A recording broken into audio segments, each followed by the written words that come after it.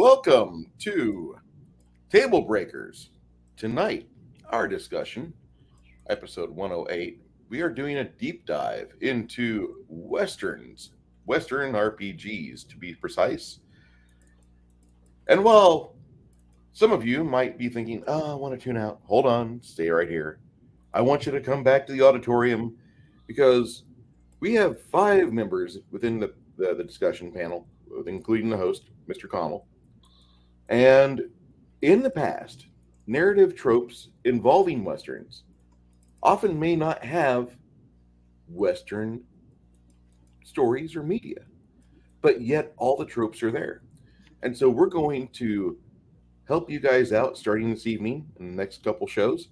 We're going to discuss how to make your table a little more yeehaw, per se. My name is Bruce. I'm with Table Breakers. Tonight, I have a great panel with me. I have the gentleman Kai, who craves the minds. I have Connell, the Cigar DM, at Cigar DM 5524. That's his Discord handle, I believe. We have the Mongoose, who is quiet at the Crafting Gamer. He's pinking a nice big fig, too. Yippee, more orcs. We have Baron G-Rock of the Baron G-Rocks. And myself, the official only hands account for the bottle-fed man. In the chat, before we begin, Six Nation 31 Kings says, I'm looking forward to seeing what's covered. Will it be Boot Hill, Deadlands, or Space 1889, Aces and Eights, or maybe GURPS West? All of the above? None of it. Sunglasses ready, popcorn's in hand, drink is ready to go. Nerdy Ogre, thumbs up. What was that Western one? It wasn't Cowboys and Indians per se, but it had a Mormon flavor to it. Was it Dogs in the Vineyard or something like that? Early 2000s RPG. Yeah, let me know. Hello? And then our friend Hungar the Starvarian wanders in. Hello, sir. We hope you're feeling better and free of scrubs and other accoutrements most commonly found in medical facilities. Last I heard, he was home. Yay! Yay! Yay. YouTube overlords and their motherfucking censorship. When will a direct wits learn he can't keep a guy from using his words? Yeah, we had to meditate, and I might have hurt my back looking at my spleen, trying to like have happy thoughts. Maybe if I wear my Bob Ross wig.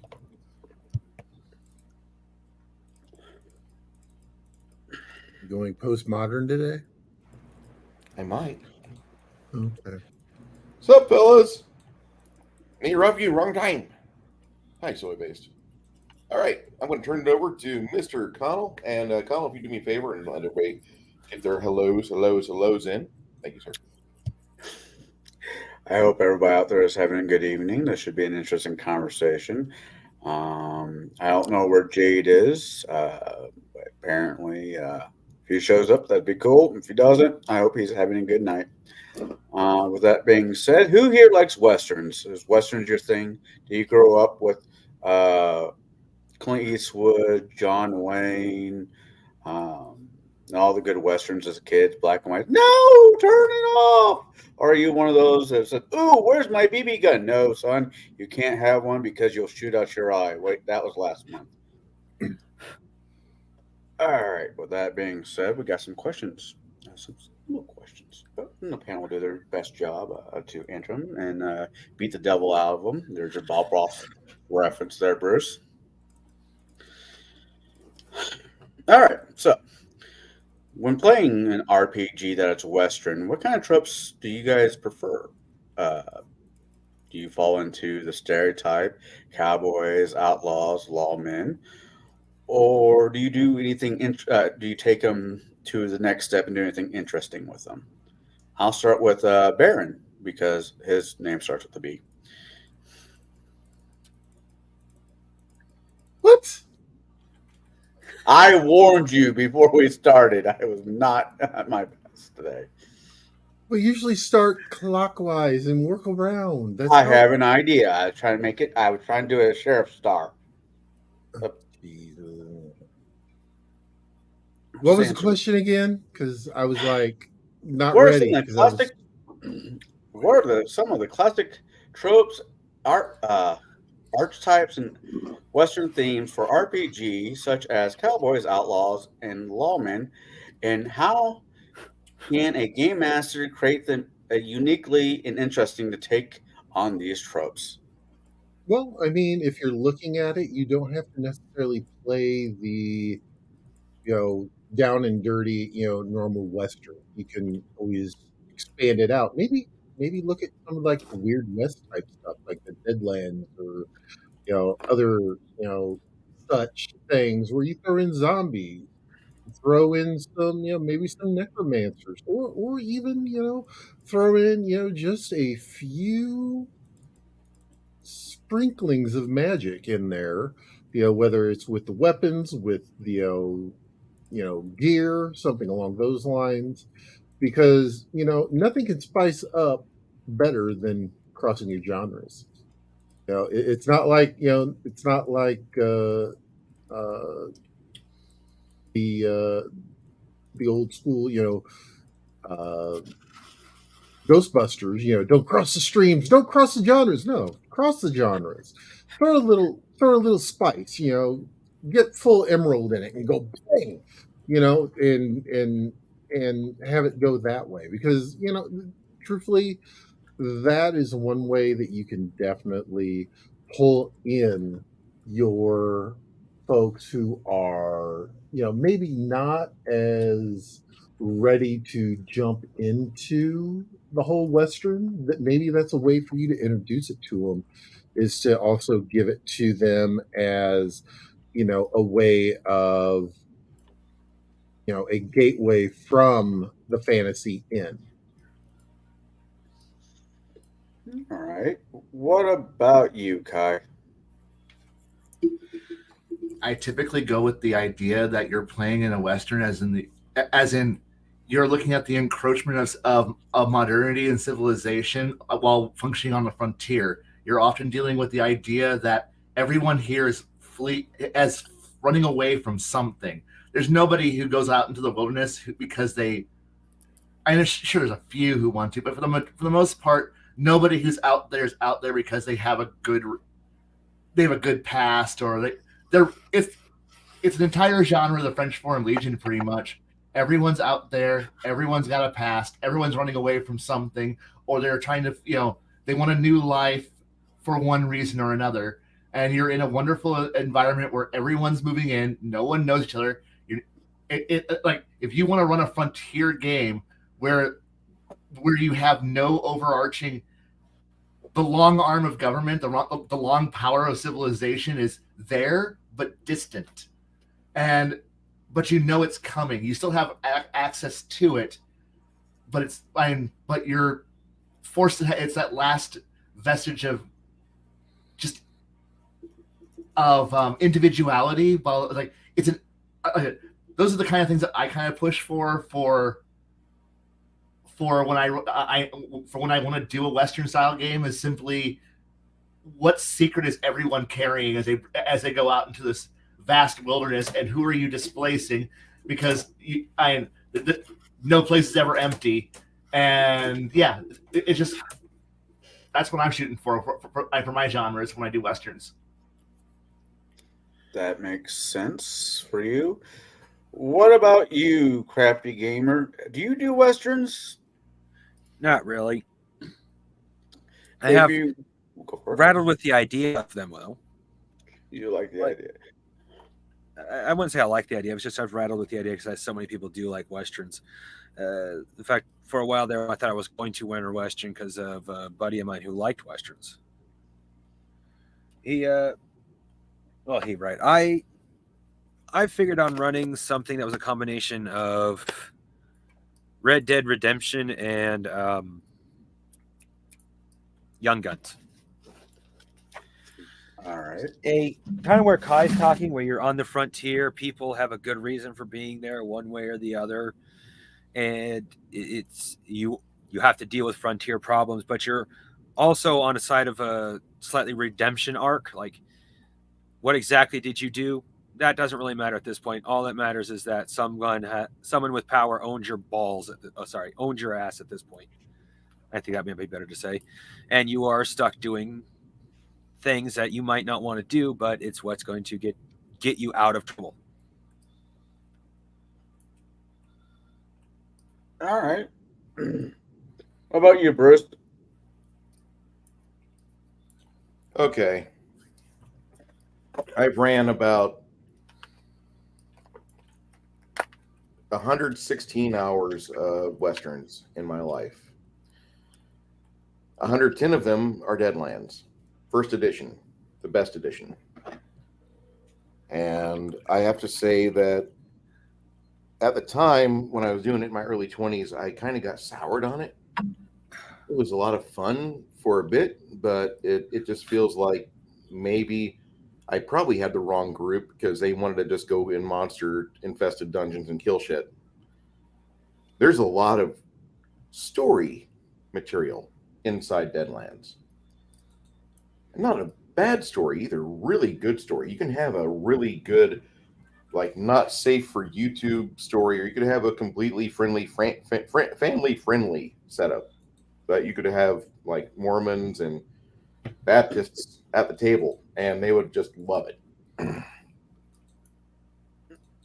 There's a snake in my boot.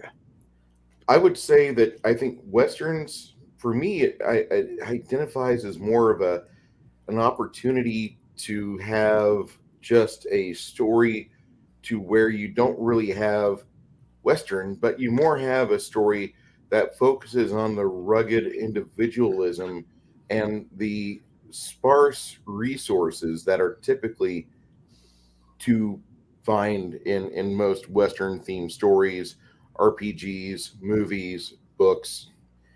It's usually, my favorite Western of all time is actually a movie called Big Trouble in Little China, where a stranger wanders into town and he's a merchant. He ends up meeting up with a man that everybody likes, but the guy who everyone likes doesn't have a ride, so he takes that other man in his carriage to go find the love of his life. And out from under their noses, she's stolen away. And I could turn this into a 5-hour stream talking about the wonderful Western movie Big Trouble in Little China, because that is the absolute best movie I've ever seen. It's time for me to watch it again. It must be Thursday. So I think that you have so many different tropes with Westerns. Like, you could pick one, but my favorite is to take a guy who's a fish out of water and kind of be like, okay, well, you're here. And also, by the way, I'm stealing your horse, so you can't get out of town. You have to figure out how to get along with these people. You have to be able to overcome your obstacles.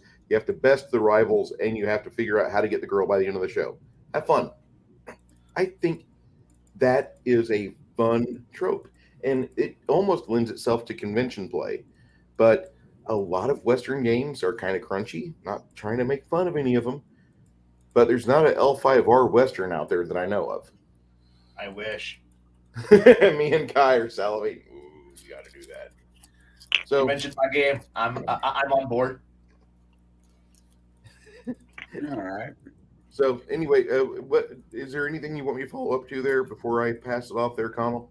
No, that works. That works. I'm working how Big Chinatown, a Big Trouble in Little Chinatown's a Western, but it makes sense then for you. All right. Second question, because I really don't have a question myself for the first one, because I've yet to have the opportunity to run a Western. I've seen my share of them, though. Well, wait. Well, hold on, Connell. If you've got a follow up for any of the answers we just gave, or for a follow up question that would tag along with that question you just asked, go with it. We've got 2 hours, friend. Sorry. Now, when I think of Westerns in RPG, in my mind, and this is probably me just being a bad DM, the way I would run it was make it very much human centric. There's nothing wrong with your elves, dwarfs, and so forth and so on. But I think I'm not saying elves would be Native Americans. I'm not going down that route. Maybe they are. I don't know. Maybe I should play second edition. Whatever. Native Americans are better than elves, as far as I'm concerned. I'll leave that be. But if you're running a game that has a Western base, how do you include some of the other races that are in in regular fantasy, how would you run them in a Western type setting? I'm going a little bit off the cuff with this question, I think, but that's as Britt said, we got 2 hours, so I'll start with Kai. Simple. The idea is that you're taking everybody away from their traditional homelands, and you're looking at. I know it's human centric because we think of the idea that nobody would ever want to expand in a fantasy world because you're just trapped in the idea that you're in a fixed area. You can't really go too far. If you go anywhere, you're in the old world. Now imagine you're now on a frontier, an expansionist point in time.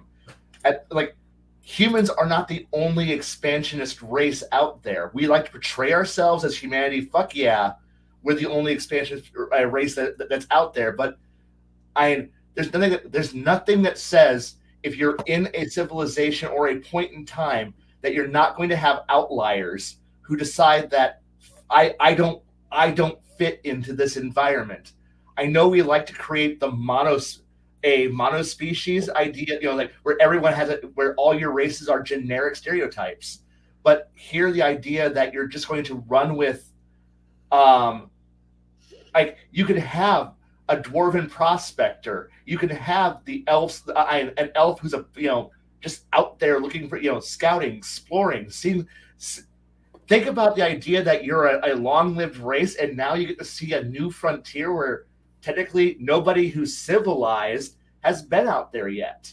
And if it's off the charts of even the elven maps, or there's been no elf who's been out here in the last 300 to 400 years, yeah, you might have some curiosity to go see what's out there, especially if all the excitement in life is that way. You're gonna want to go out there. You might depending on how you portray your various races, you're going to have somebody who's going to say, I want what's over that hill, and not just simply I'm going out there to conquer it. Well, technically you are going out to conquer it, but you're here to civilize it and settle it.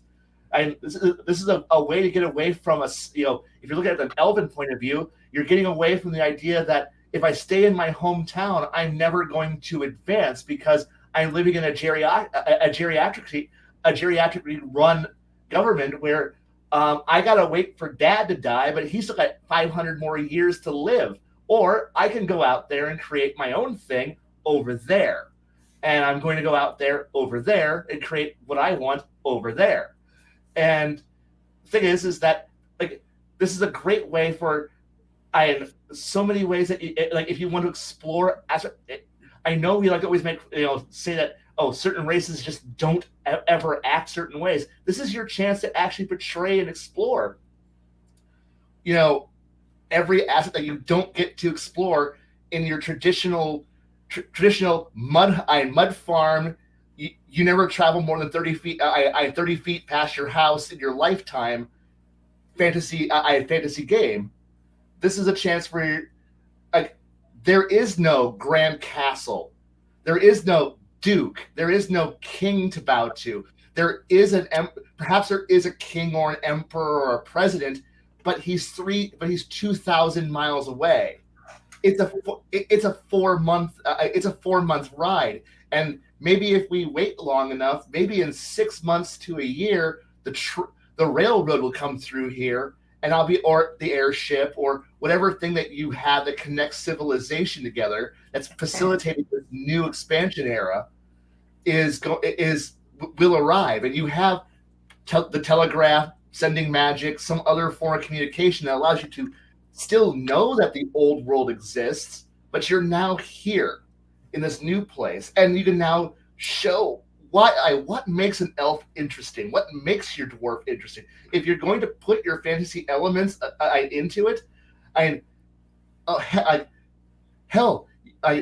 why is your elf here? Well, he's you know what? There was a grand civil war that happened, and I was on the losing side, and I don't have a future here in the old world. I'm going out to the new, and now you're elf, you're gnome, you're goblin. Gnome is like, well, hell, there's a new world. I can bring civilization, technology, and weirdness. It's simply just embracing the are you a Ronin? Are you just a criminal? Are you just going? Is this an opportunity to be a bandit? Like, you can't stay in the old world. There's police, civilization. The rules are all locking in around you, and you can't go anywhere. The old aristocracy is still running. The old oligarchies are still powerful. But here's a chance to get out from under the thumb for a while, to put your own flag down, and then perhaps be able to become one of the new robber barons. Because that's what you're also looking at this era, is the idea that this is where, you can make a name for yourself. Like, your dwarf who's looking for, and hell, oh no, dwarves. What drove a lot of the westward expansion?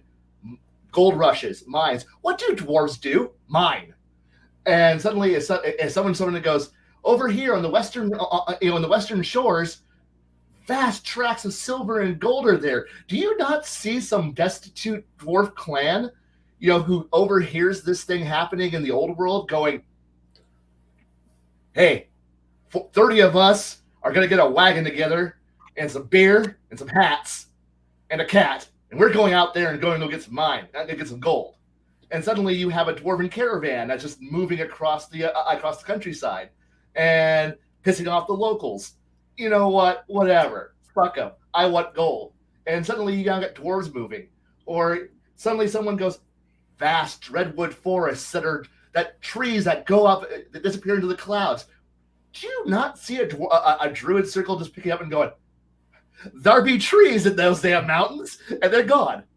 And it's like, if you cannot figure out how to use the stereotypes or even create your own to fit these races into a semi-modern world, you haven't thought enough about what even makes the stereotypes. You're just blindly following the stereotypes. Put some thought into it, have some fun, create an interesting world that why these people would be out there and going out there. And who knows, you might piss off a dragon that you haven't heard before of. Well, oh no, new monsters you haven't encountered yet. Who gives it?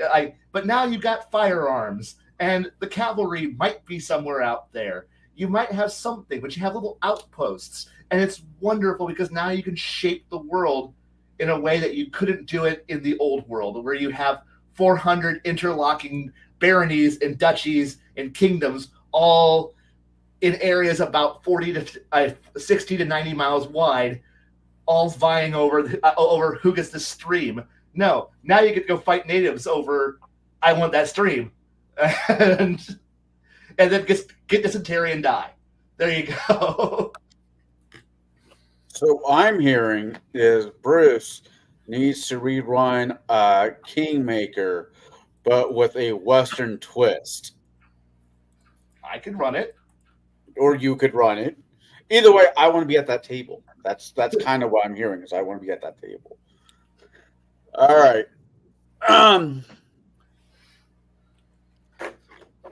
Baron? Yes.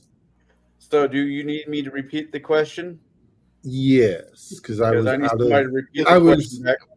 was 6 minutes ago. Come on, we've almost right. I kind of need somebody to repeat the question to me. I'm sorry. You're good, Kai. Love you, man. Looking forward to Saturday too. Me too. I'm going to introduce it. I'll talk for 30 seconds, and 3 hours later, all right, guys, that wraps up everything for tonight. and then we shift for another hour. So, Baron, how do you take some of the old races that fantasy games have given us and use them in a Western setting? Is more or less the question. How do you do the change?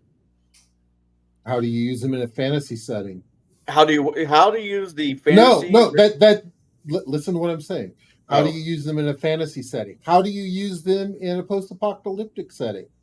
The sky's the limit. And I mentioned this before. The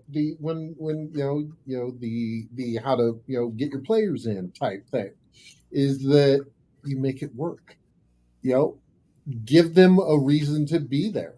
It kind of rolls back to what Kai said. Oh, look, all those trees. There be trees the druids roll.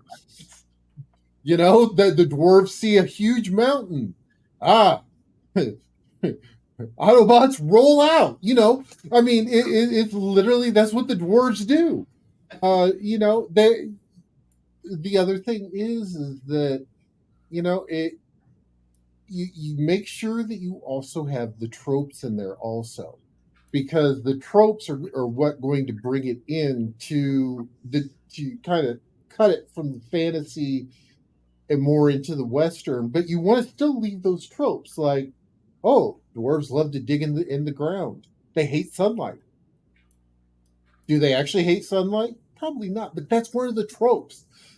From first, second, even third ed, D&D, and countless other OSR and out there that dwarves are a very underground species. They don't like being out of their holes. That type of mentality.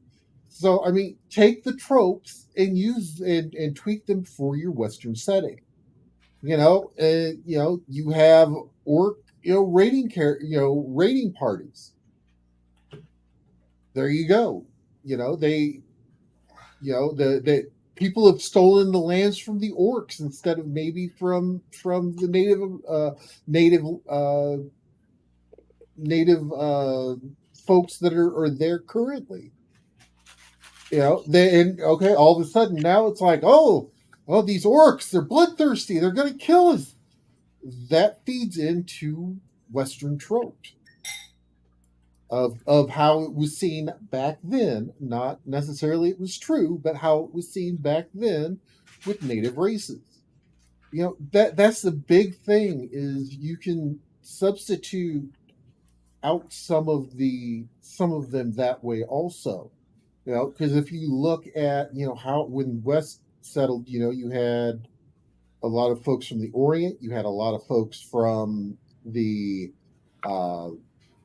from primarily Europe, Western Europe.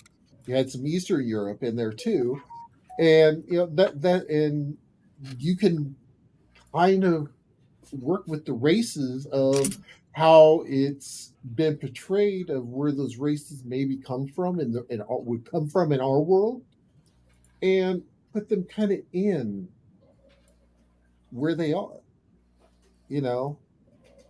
Yeah, exactly. Yeah. Gimli gets dysentery. There's all kinds of things you can do. He drank the water. That there water wasn't too good for you, is it?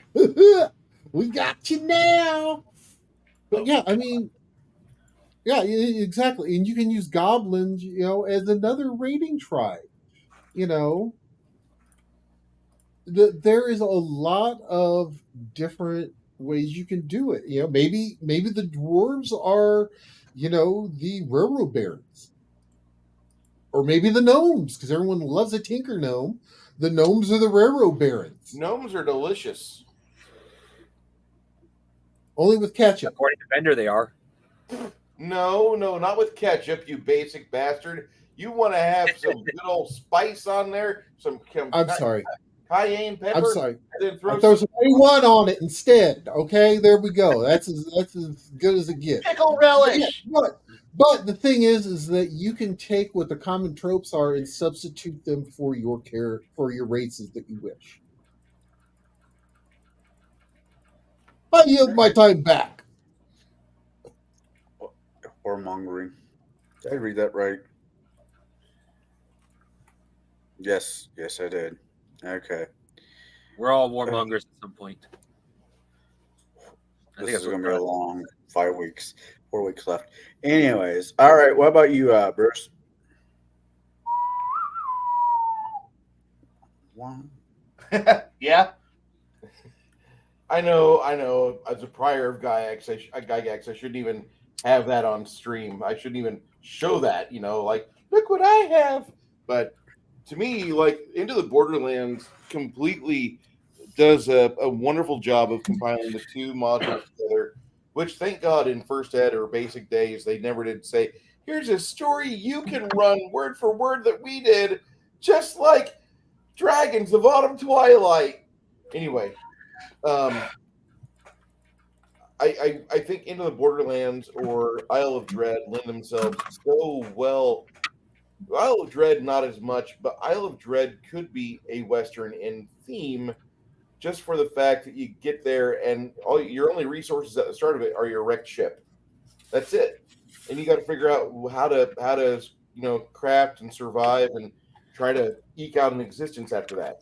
However, Into the Borderlands is a much better, an amazing Western waiting to be ran, because here you are, fresh out of boot camp from your your adventuring school, and then you ride into town with the other 30, 18-year-old kids, and you guys are on the human elf frontier, and the only thing saving you from certain death is the 70 or 80 little holes in the ground filled with monsters that like to eat things that scream and bleed, elves included.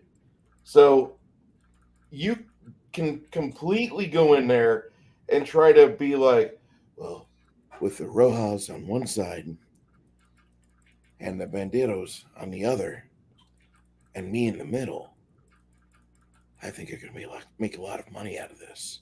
And I think you could do that. I think Into the Borderlands or B1 and B2 completely play into a good Sergio Leone in fantasy Western. And there's no reason as to why you shouldn't run it like that. Why not? The keep isn't exactly friendly to you. They're dealing with you. You're part of their retinue. You're wearing their tabard, but maybe, like 5 or 6 months into it, you're tired of going out, finding a few kobolds, watching one of your buddies get chewed up by traps, and then dragging him back to a shrine to get healed up. Maybe you guys find like a yurt in the middle of the woods, and there's nobody there, so you decide we're going to desert and we're going to go hang out here for a bit and become bandits. Now we're really playing with Western territory, because now the people who used to employ you are looking for you, or they've got a bounty for you, and you're just trying to survive. What do you got there, Kai? Oh, no, bounties. I love that idea. There's no reason as to why you have to be hamstrung, or you have to be like tied to GURPS Wild West or Deadlands, although I love Deadlands, or even the future Deadlands, the Wasted West. You don't have to run those. You can, if you've got a deck of playing cards, you want to play aces and eights, and you've got a group of people that know how to do initiative right, more power to you. That's awesome. Because aces and eights has an initiative system I'll never try, ever. But this idea where you can make anything a Western, dude, how many times have any of us in the chat or panel had a night where we're running a game and you suddenly are like, fuck, Garrett has turned into Yul Brynner. We're playing the Magnificent Seven. Shit. I wanted to be Charlie Bronson. Damn it. and you realize that. Shirimafune. Say again? I want to be Shirimafune. I obviously, Magnificent Seven. I mean, you mean But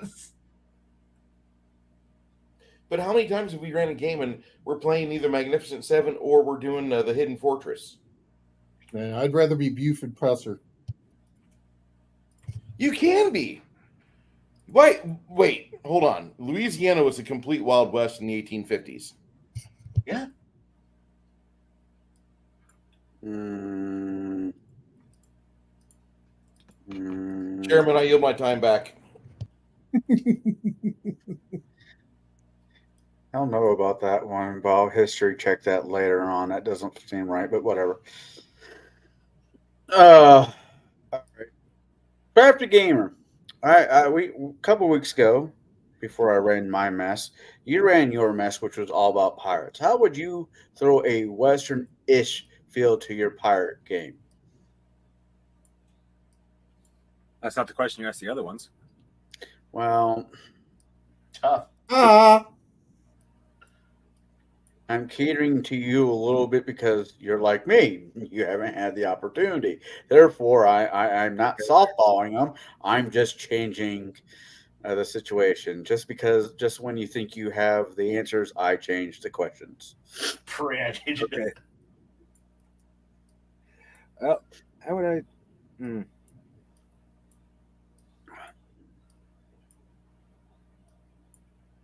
You broke him. I'm not entirely sure. Because part of what makes a Western feel like a Western to me is the environment, not just the tropes. Like, well, like as you ride your horse into town, you feel the breeze catch across your hat as it rolls a tumbleweed past you and your horse. You can see the saloon as its sign waggles in the breeze. Men are spitting, shooting bottles with their spit and making them explode. Westerns aren't just that kind of feel. To me, anyway, they are also the environment itself. Like, if you were to tell me there was a bunch of guys spitting at bottles and making them explode in my game, it'd be like, okay, they're using some sort of hardium. I wouldn't feel like that's the Western trope, a guy who's been spitting so long he can spit with force. My game doesn't really cope well with the idea of Westerns unless you decide to put a Western-themed continent in the middle of the world, which is possible, but you'd literally have to do that to get the Western theme in my game. Okay. Yeah, I felt feeling comfortable in this conversation when he said there was a guy waggling by. My brain is like, what the fuck is waggling? And I'm like, no, don't answer that question.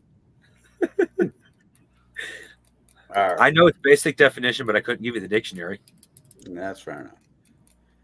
What are some of the unique and interesting settings for a Western campaign, such as frontier towns, desolate deserts, or lawless saloons? That you might wait. Yeah, that's exactly how it reads. That you could use in your what? Paraphrase it, man. Paraphrase it. If you're I know. Give me a second. When running a Western style campaign, what are some of the frontier? What are some of the Western type areas would you have in your game? It being a frontier town, desolate deserts, or lawless saloon, or would you take those and spin them on their ear, Bruce? You know, one of my favorite movies of all time. I can't even talk about the title to it. I have to show the title. Big Trouble in Chinatown? No, not that one. Big something Jim? No. It's a kind of like that, but it's a very good movie in my opinion because it's actually Fred Williamson, and he's done a lot of stuff like that. But like, this is a movie that he wrote it, he starred in it, directed by Jack Arnold. Really fun movie. If you ever want to see it, I've got a stream available of it. But it's a fun film, and it's about two black men that go into a town and they completely upset the town. They're kind of bandits, but they stick around and they have their share of the festivities, and they kind of put a lot of things right on their ear, and it's fun. When I mean fun, I mean like you get to see these two guys in the middle of like the first half of the blaxploitation era, actually about the apex of the blaxploitation era of film. They completely go whole hog and just have fun with, what if two black men ran a white town in the Wild West? What would happen? And Fred just kind of went completely bonkers on it. I enjoy that film. It's one of my faves. But I might have to look it up. You should. I presented that so people would be interested in it and look it up, because it kind of pisses me off. Can't even talk about it. Anyway, I like putting things in their ear. I like doing things that kind of don't have, I don't want to say play against type, but they allow you to go against type to explore a perspective. Now, there's also something to be said about playing within a stereotype, and there's nothing wrong with that. Stereotypes exist for a very important reason, and you want to be able to play within stereotype because once you start seeing how all of the stereotypes are, and you understand as to why your average World War II soldier is portrayed as an Italian male, when you research and you find out like over 50% of enlisted army was fucking Italian men, there's a reason for it.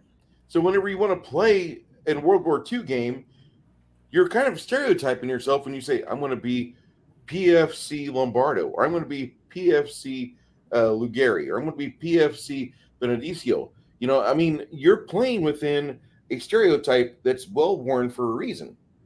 So have fun with it as a player, especially because a lot of people, when they sit down to play, they kind of get bogged by a system and by a DM, and they really just need to focus on, listen, you need to have fun and explain to the other players and explain to the DM how you want this character to progress and what your immediate goals are for this game's adventure, if you're allowed to.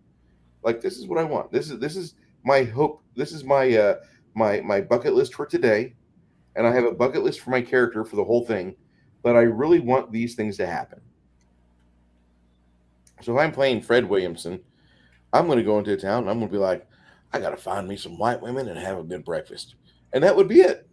Because that's what he wants, basically. And he ends up making a lot of money. So I do recommend that play both. Play against type. Be the ninja in the Viking civilization. Enjoy the 13th Warrior from a first-person perspective. But also have no complaints and just forge yourself straight ahead when you guys storm the lower part of the boot of Italy and you're kind of being put in a position of respect by your first sergeant, and you guys are returning home to a generation ago, the homeland your parents left, but you're there with terrible Terry Allen, and you got to try to tell your relatives that stayed in the boot, listen, we know Mussolini's a bad dude. Just let us go through town. We'll do as little as possible to hurt the community, okay? Let us do this. And then as the second half, the column proceeds in, terrible Terry Allen's already sending the scouts out, and they're going for all the vineyards, all the liquor stores, all the places where they can find alcohol, because that's what terrible Terry Allen does. Just get used to it. No matter what your opinion is of terrible Terry Allen, there's history that says he liked to drink a lot, and he didn't pass up a bottle on his storm through Italy on up in north into Europe. Enjoy it, seriously. All right. If, Crafty Gamer, you were going to do a Western, what setting would you prefer to it be? A desolate desert, a lawless town, a frontier town? What would be the general setting?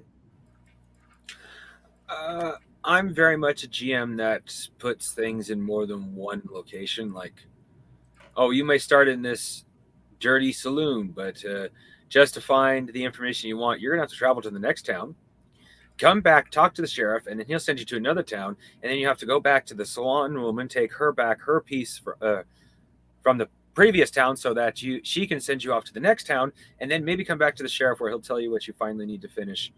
And then maybe like that's a bit complicated to what I mean. Yes, Bruce?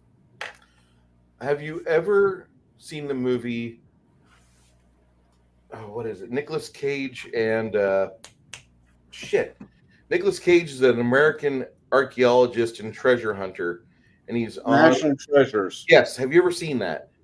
One of my mother's favorites.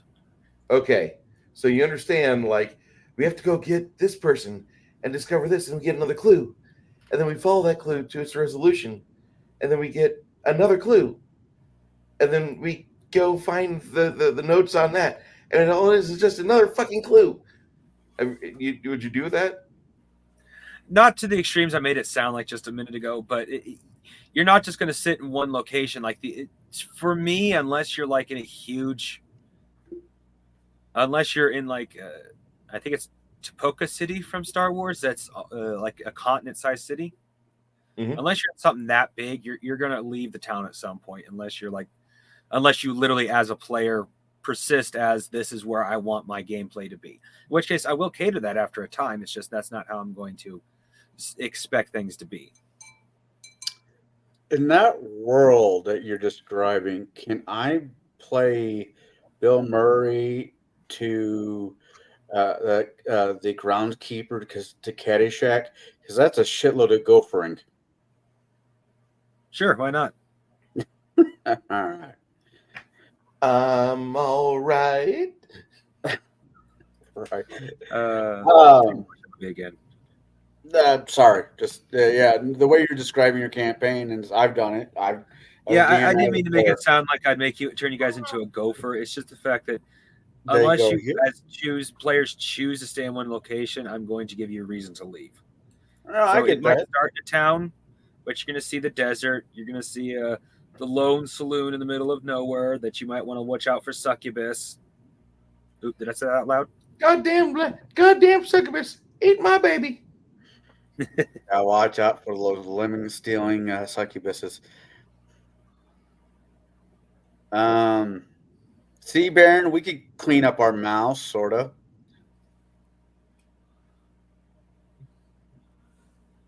Baron's probably petting dogs.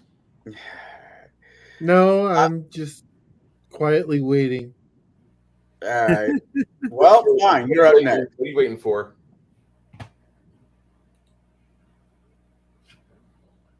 Knowing Baron, an opportunity to snipe somebody.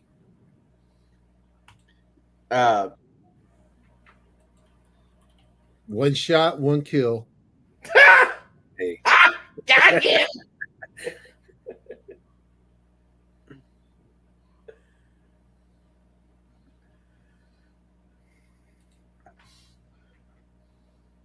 Okay. So, question states, Baron, for you, if you're doing a Western campaign, would you use some of the tropes of the areas, or would you just use some of them? Or tell you what, would you make your own? I'll change up the question a little bit. How would you handle? Yeah, I think what I would do is actually, I would not pigeonhole the players, because the players may not want to stay in said saloon. Well, maybe they would. Maybe they don't want to stay in, the den of iniquities that is run by the Strippers Guild. You never know. Sometimes, they may want to move around, go to different towns. Maybe they decide that they're going to be, helping by running the with the shipments that's running from one town to another. Maybe they decide that that's what they want to do. They want to do road patrol. Maybe they decide that they heard that the dwarves have lost their gold mine up in the mountains to this dragon, and they decide, what, we're going to help free those dwarfs, and all of a sudden they come across, as they're going through the mountain, one halfling, gets, pulled off. He fights a creature with using only his words. He finds a ring. Then he goes and tries to burgle to show the dwarves that, oh wait, that's the Hobbit. Never mind. Yeah, but you can see that actually, even even using the Hobbit, you could turn that into a Western, because why not? Yeah, I mean, or you can do Brave Star, where you have a horse that can, transform, 30-30 was amazing. I'm sorry. Come on now. And the marshal has a great, has a set of powers, given to him by a shaman. There's all different things. You don't even need to pigeonhole them into an actual Western. You can make it a space Western. Maybe it's a Firefly type thing where it's a space Western. There's all different. Everyone, when you think Western, you think that it's got to be, dirty, gritty, panning for gold. It doesn't have to necessarily be that. It could also be in space. It could be, you know, pretty much anywhere. The thing is that the when you look at it, it's the setting can be more than just the standard setting. You can introduce additional tropes into those settings. So to either, maybe bring it forward or bring it backward. Who knows? All right. Kai? Yes. What kind of settings would you, for a Western campaign, what kind of settings would you use? Or would you use them all, or would you change it up? Honestly, I kind of would want to try to be portraying the fact that you're in a period of exceedingly fast change where the world is. I want to portray the fact that you're not in a static environment.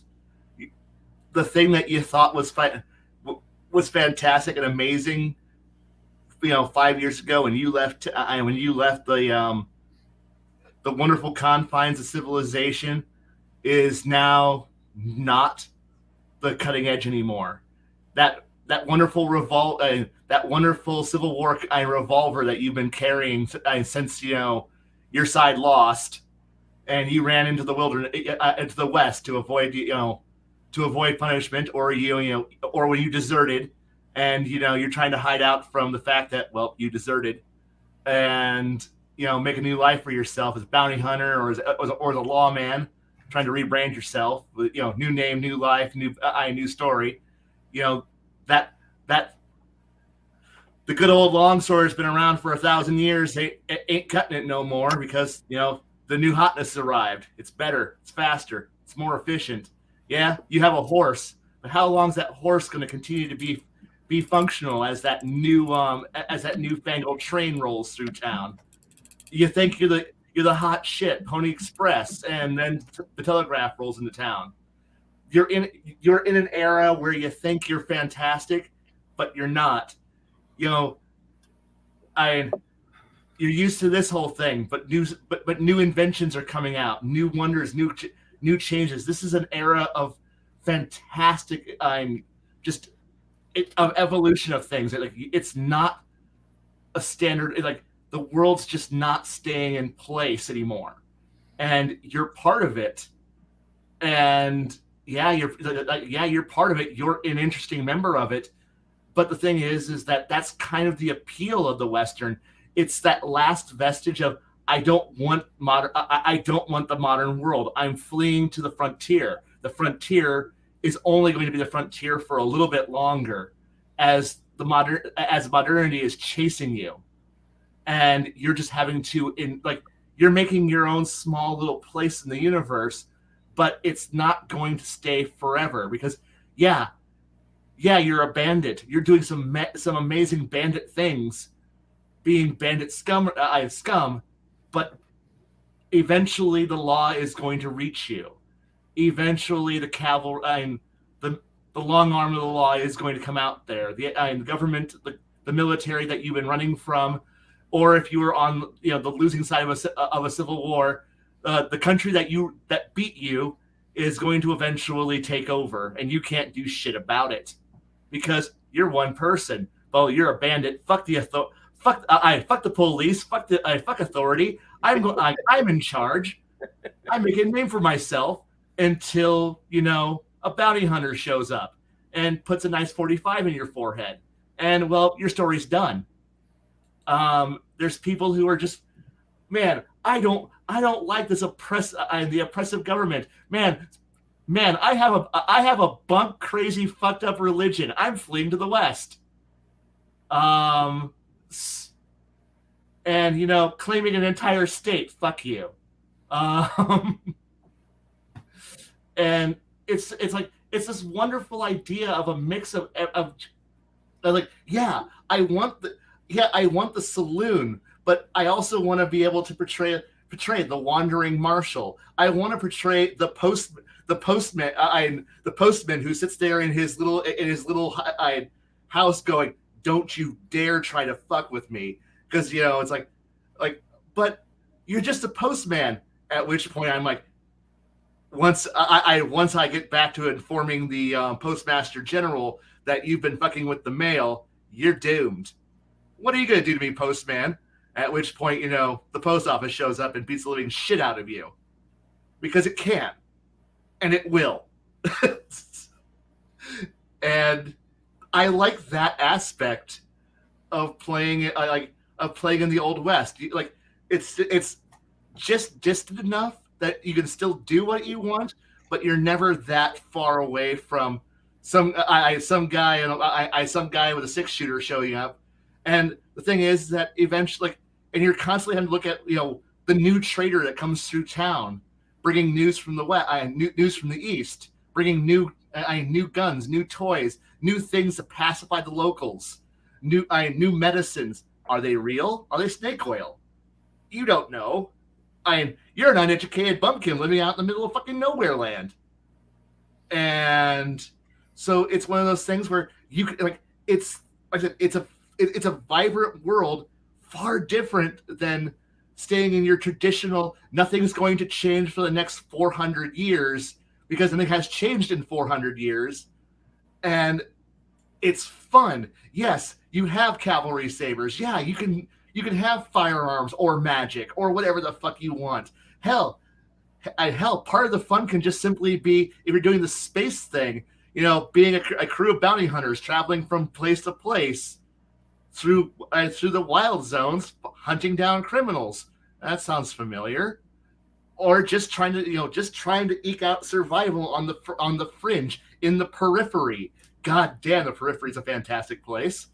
And that's what the Western really is going out there. It's like I said, yes, I'm definitely going to use all those locations, chasing people out into the mesas, out into the prairies, out into ravines where turn a corner and, oh shit, there's an entire freaking encampment village, and run as fast as you fucking can, but you ain't gonna make it. Sorry, buds. I know, and it really is an era, it's one of the last eras where what you say, your word actually has value and meaning. So it's a fun area I want to explore more, and I do, just that you won't realize that it is until you do, and then whatever, cool. All right. Well, by Kai's logic, a good chunk of my game, like a whole sixth of the world, is a Western. It's just a jungle Western. Honestly, playing Conquistadors is very much that's an exploration, but that's but the thing is yes, kind of. I mean, at any point, as long as you have a vast unknown and you're walking into the unknown, is definitely that. Now, the difference between a pirate game and a Western is that one's on dirt, one's on the big wet thing. True. And yeah.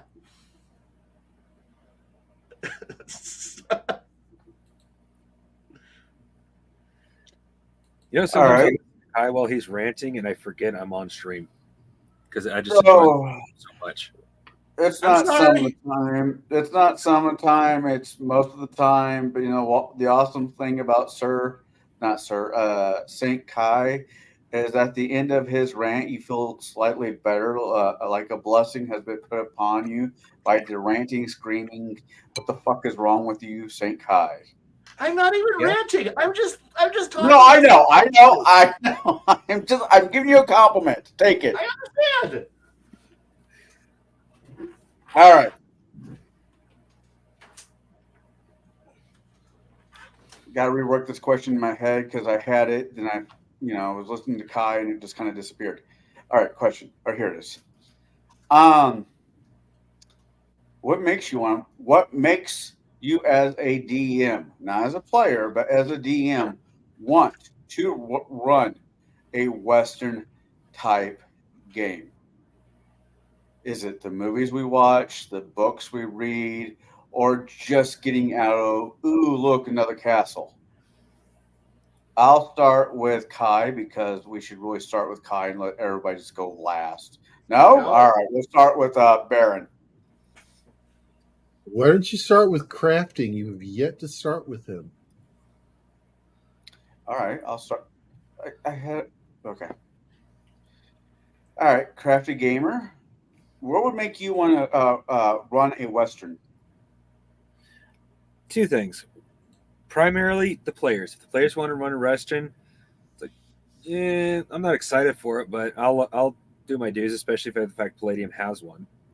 And adding a Western island in my game would not kill me at all. So, but the only other thing that really interests me for a Western is that doing a mini campaign, basically of, like I said earlier, a combination of Young Guns and Red Dead Redemption, where a bunch of outlaws are given power because they were put in a position where, well, either you do what we tell you to or die. All right, Bruce. What makes me want to run a Western game is the fact that a Western game, you're assumed to have pretty much none of the resources that would a typical game have. So you're not going to be able to, like, hey, I'm going to build a shed and let me go, like, buy some wood from the local Ace Hardware. No, you got to go chop it yourself. What am I doing? Minecraft? Absolutely. You want metal? Got to go find a door for it. Better have a dwarf friend. That's racist. You better go have somebody who's good at being underground and digging holes and mining and doing stuff like that. Still racist? Shut up, Bruce.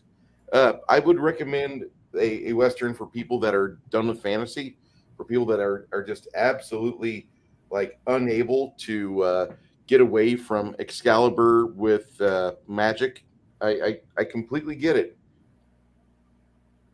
This is a time where you need to break out the Wasted West and run Deadlands and Cyberpunk world and have fun with it. Or you decide, what, I am going to go whole hog, and you run like a first at Deadlands game, because exploring the after effects of the concession of the Civil War of the South, the concession of them, just after everything had happened and after all the effort they'd made, all the people they lost, they gave up. I want to play that game where we have people going into town that are triumphant and they feel like they've got their oats and they've done a good thing, and maybe they work for the Pinkertons, or maybe they're still on active duty as Army for the North. But then a whole, like, 4 wagon train loads come in from the South. It's people trying to get rid of the moniker, hey, we supported the South during the general war, during the Civil War, and now all we have is this nice T-shirt. I think that's the game I would like to play. I want to have a resource scarce game to where if you want resources, you got to go foster them yourself. I think that's a lot of fun. I know that sounds weird, but it'll be heavy on logistics. It'll be heavy on resource gathering and expenditures. And then you'll be able to do the things you want, but you have to go earn it first. Bruce, I'm pretty sure Kyle will agree with me. Why pay for it when it'll just take you a little extra time to go get it yourself? I mean, you can always steal it from the orcs, right? Yep. Yeah. Okay. All right. Play his type.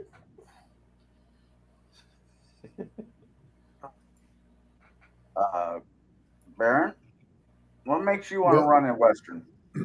Well, it's a change. You can use it for, maybe you've been running, fantasy for a few years, and maybe your group just needs a palate cleanse, so to speak.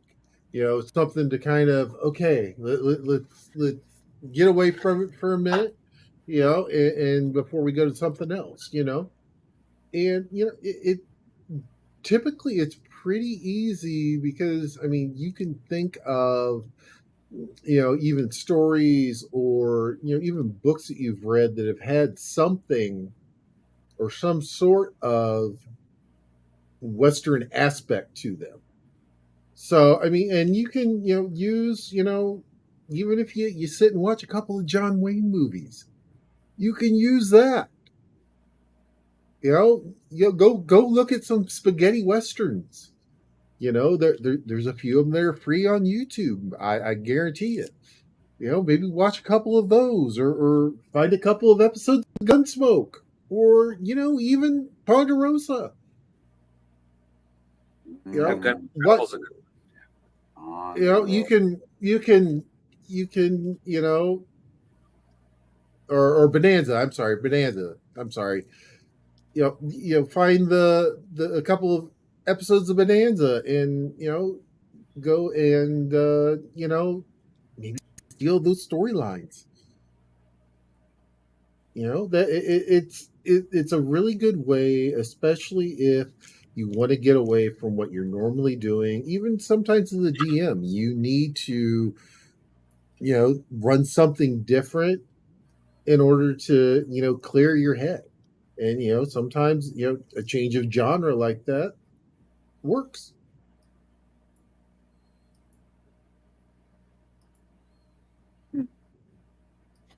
What about you, Kai? What would make you want to run a Western?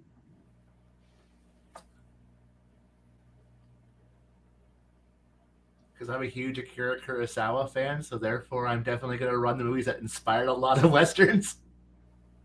You're going to turn Rain into a no, Run? Is it Run? Ron. Or is it, which one is it? No, I wouldn't do Ron as a Western because that's almost impossible. It's doable. It is the long way around. I mean, technically yes, but no. Right. But I like Seven Samurai and Memphis 7 are two of my favorites, so therefore, yeah, I understand this. And no, I'm going to do it because I like running Frontier. I do like running Frontier games because a lot of players end up going to the Frontier because I like them going out there. I want people to go out there and push. I want them to have to deal with shit. I don't want them to have a paved road and a warm inn at every 13-mile interval set down in stone where you can just go. I want them to go out there. It's like, I know we play a lot of fantasy games where we already deal with that, but I don't, because I like the idea of, I don't run in Middle Earth where civilizations collapse and you're all living in like three civilized towns and the rest of it's all wilderness. I'm not dealing, like, unless I'm running to run, enter the Roman Empire 100 AD, staring across the Rhine into Germania, but we don't play height of the Roman Empire, decline of the Roman Empire games. We play predominantly high fantasy, also known as Western Europe, with the serial numbers I filed off of approximately 12 to 1300, where Germania is now settled. And unless you want to go play, I want to go run around, not Russia, not Russian steppes, and even then you're still looking at civilization everywhere you look. So I guess I want to run in the Carpathian Mountains for a bit, but I don't always want to have you being where civilization is entrenched and established. Westerns provide you the chance to go out into the margins, but I also like the idea that it is the world that's in transition. So you have people clinging to the old ways. Once again, if you look at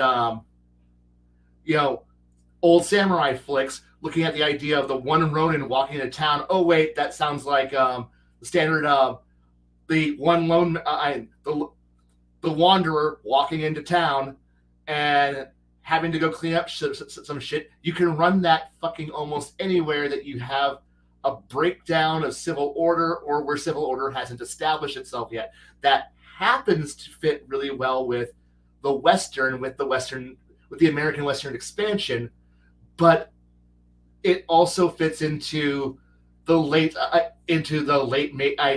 Meiji era, where you have the late Tokugawa era and the Meiji Restoration happening, where you have the end of a class, and now you have an influx of people who are now displaced and having to change their attitudes and their position.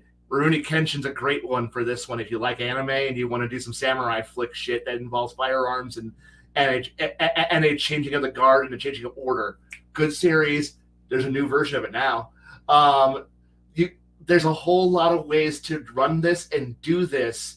So yes, I love the idea of the Western because it is getting away from having to bow and scrape. And if you want to play a noble-hating asshole who's just like, my entire job is like you pay me to kill people, and you want to play an assassin or a gunslinger, yes, this is the era for it. This is for somebody who goes, I don't bow down to any politicians or nobles or anybody of authority. I shoot them if you pay me enough. And guess what? Who's going to stop you? The marshal, who's the one marshal in the area, the postmaster general, because you fucked with the mail. Fuck no, fuck no. And plus, you get a gang together, get a gang together, and at that point, who's going to stop you? A whole bunch of lawmen? There aren't enough of them in the area. The cavalry, you can see them coming, and this gives you players freedom to be good, be evil, or be something in between. Be opportunistic in a way that you can't do it in traditional fantasy, and you really don't get to see again until you get into the cyberpunk mentality, or you get into, but no matter what, you have to have an area where civil authority does not have authority and control enough to be able to do anything. Hell, Mad Max or Fallout are great examples of. Fallout New Vegas are great examples of how you can do a Western in not just 1800s. Yeah, you're the one strong man who walks into town and can either fix the place or ruin the place, because there's not much in the way of stopping you. If you want to spread your ideology, you can spread it. If you want to influence things, you can, in a way that you can't do in Boston or in New York or Chicago or St. Louis. You can't do that. You can't do that shit in Richmond or London or Paris or Berlin. You can't do that anywhere else. But here you can. And here in the West, you can. If you want to be a bounty hunter who just shoots people for money and brings people back in alive or dead for cash, this is the era. This is the genre for it. If you want to be a murder hobo, finally, this is the legit era where you walk up there, and I know we always have the bullshit bounty boards in all of our role-playing games of, I need a job, I go to the bounty board. This is the era where you can go to a bounty board and go, man, I need to go find Red Thompson and his band of thugs. And the current payout is 500 gold plus 200 for each of his henchmen you bring back in. We'll double if they're alive. Well, shit, I need some money. And now you can go out and fucking do it. Or, man, I don't really want to shoot people, but you know what? I want that damn gold. Well, I gotta go shoot some people. Why? Because there's some people in that area who got there first, and I want that plant. Or you got there first, and somebody else comes out and goes, "I want your stuff," and they want to shoot you. Now you gotta shoot back. Who are you gonna go to? The police? No, unless you are the police. But hey, no, there's so many possibilities of stories where you have to fucking be willing to fight. This is a realm and a setting where you really don't get to have a lot of people who don't do anything. Like, I need saving, unless you're playing Gunsmoke, in a Gunsmoke setting where you're gonna go save the school marm and the farm wife, from the local bandits and or bad guys in the local area. But for the most part, everybody's self-sufficient. Everyone has to fucking do something. Everyone's fighting. Everyone's working. There ain't too many lazy people. And boy, if you see that Boss Hog motherfucker who's over there, and he's rich as fuck, there's something going on. And now you can clear it out. This is an era for vigilantism. or you can like try to civilize the West by bringing education and civilization, and then having the West go, no, we're still wild, we're still savage, and they beat the living shit out of you, so you fight back. And at that point, you're playing your Western Caesar. You know, if you want to be the Western Caesar, or or you're a deposed prince, this is the perfect area to go out there and create your own mad science. Like, plus, this is also the realm of mad science era where we thought anything could happen. For the Space 1889 crowd, this is still the era of colonialism. And who knows, if in your setting you don't have a massive American Monroe doctrine that sits here and goes, we own this land, you fucking come here, we fight you. And you look at a vast land that's unclaimed. Well, now you got colonialism again. And now you can have some crazy crackpot from the old world showing up there and going, I've got a new invention and I'm going to test it because the people back in the old empire, they wouldn't let me build the lightning powered death poison spewing spider bot, but I'm going to build it now here in this little fucking village, in town. The people of town. Who are you? Your new overlord. Fucking die. But I have a giant spider bot the size of this town. Oh shit! How do we fight you? Good point. How do you fight me? Ha ha ha! This is the fun shit you can do in this era, because whatever it is. Oh, yes. God damn it! I'm sorry. No, you're awesome. For a second, I was thinking, wait, did Superman show up to fight the great big spider robot? I think that was Nicolas Cage almost a thing type scenario. That's Wild Wild West. Wild West. That's not Nicolas Cage. That's Will Smith. Will Smith. Yep. Will Smith. All right, giant spider. Why was I thinking Superman? Whatever. Honestly, on my own part, the movies that made me want to run a Western theme as I joke and say Blazing Saddles. I think Blazing Saddles would just be fun, but that's not a game. That's a one shot with alcohol and people that just want to goof around for a couple hours. That's not. It could be a campaign, but it really is just a one shot. But movies like the good, the good, the bad, the ugly, I think are interesting. The whole series, Fistful of Dollars, Hateful Eight. It's a recent Western that takes place in one shot. The entire movie takes in one shot. I think would be a very interesting whodunit type RPG, like Clue, but with bullets instead. And people who just want to step away from fantasy.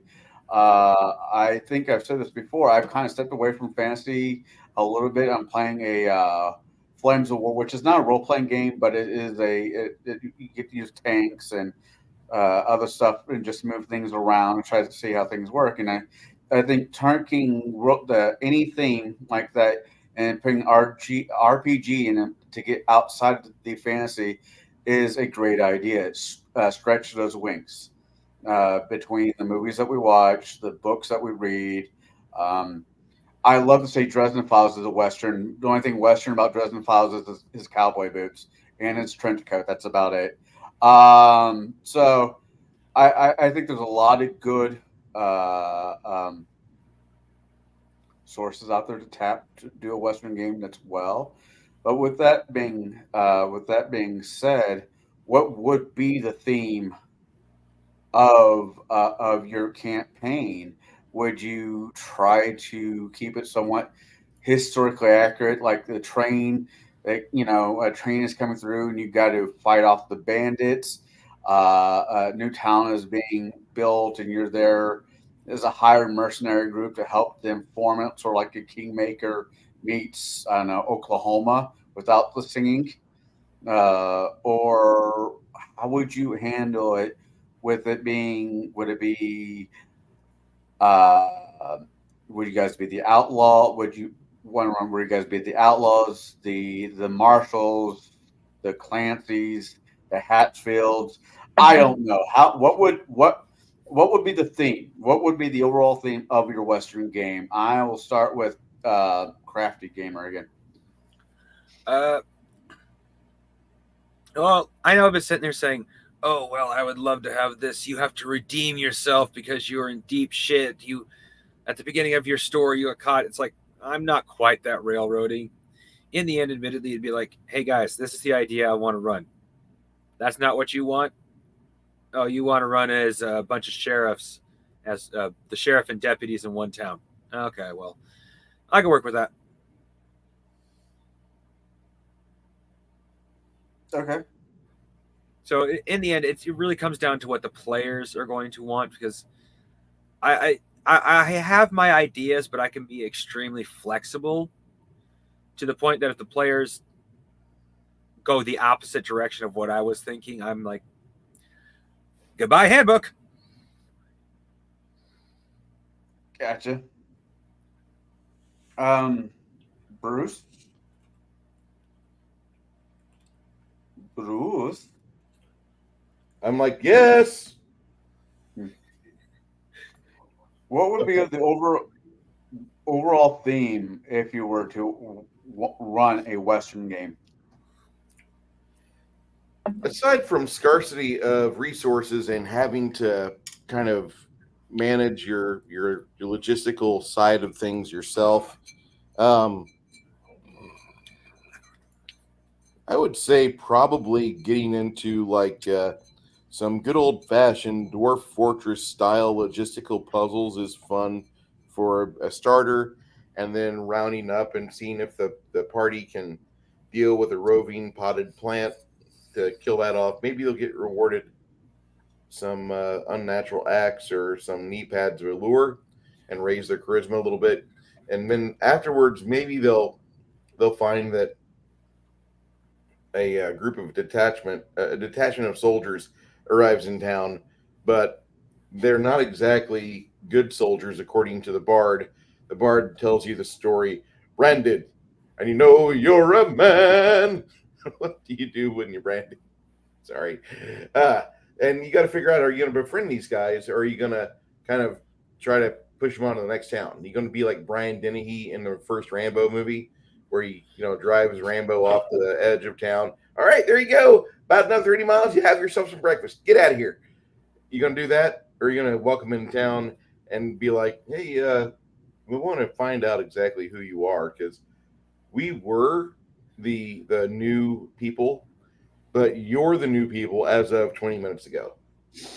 And before we lay down our friendship as magic parade, we have to make sure that you're welcome in the parade. Because I think you could do that, and you could have that happen a couple different times where you have various ways to have the players go through their own trial of like, I'm the new kid in town. Okay, well, I guess you're the freshman for the next 12 months. And then after they've had their time, now you're on the watch duty station, and one of you is a shift captain because you can read and write, and you can write reports. You can do fiction reports. We don't give a shit. Just get the report done. And then all of a sudden, like a year and a half into the job, staying at the keep on the little keep on the borderlands, here you are, and there's a detachment of branded soldiers coming in town. You got to figure out, like, are they good? Are they bad? Are they good for the community? Are they going to cause trouble? Fuck. I think you could do that. I think a role reversal should happen after you've had some character maturity at a game, because I want to see how the players deal with it from the authoritarian side as well.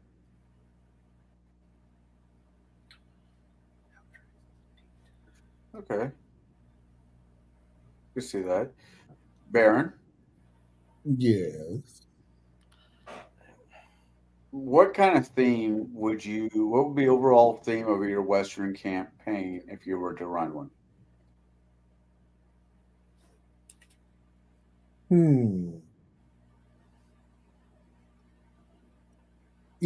I know we've joked about it, but I think it would be a good old fashioned hex crawl and maybe some kingdom building. Hey, I wasn't joking earlier when I made that comment. A Western style Kingmaker would be fantastic. Mm-hmm. I think that would actually be a very interesting way of playing a Kingmaker type pack of, because there's always, it kind of gives that monster of the week slash, there's always something around the corner you always got to deal with, the local tribes. You don't necessarily have to run them off. Maybe you can, make some deals with them and everything else. I hear some buttons go a long way with them. Maybe you can buy some land for some buttons or something. Some glass beads, maybe. Get to buy a whole island for some beads and blankets. Yep.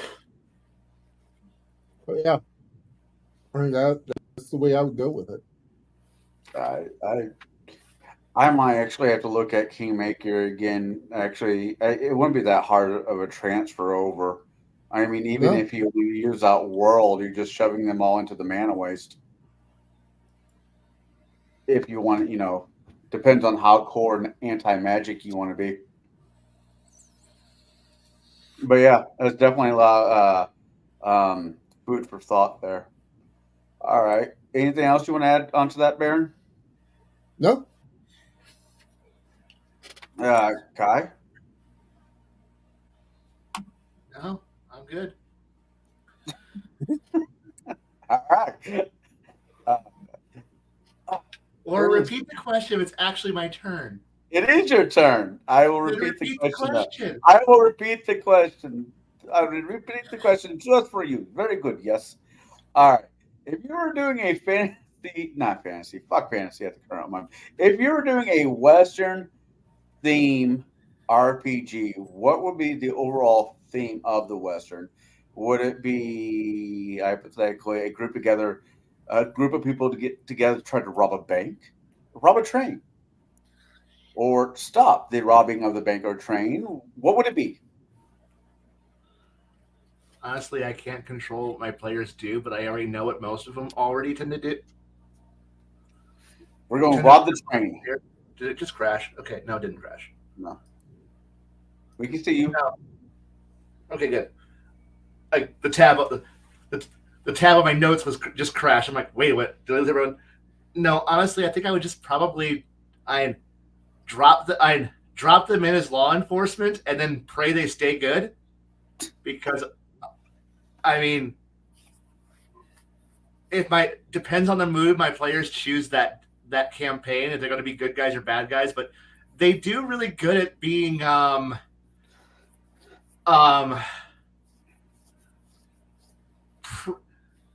preachy as fuck law enforcement, and it's kind of hilarious.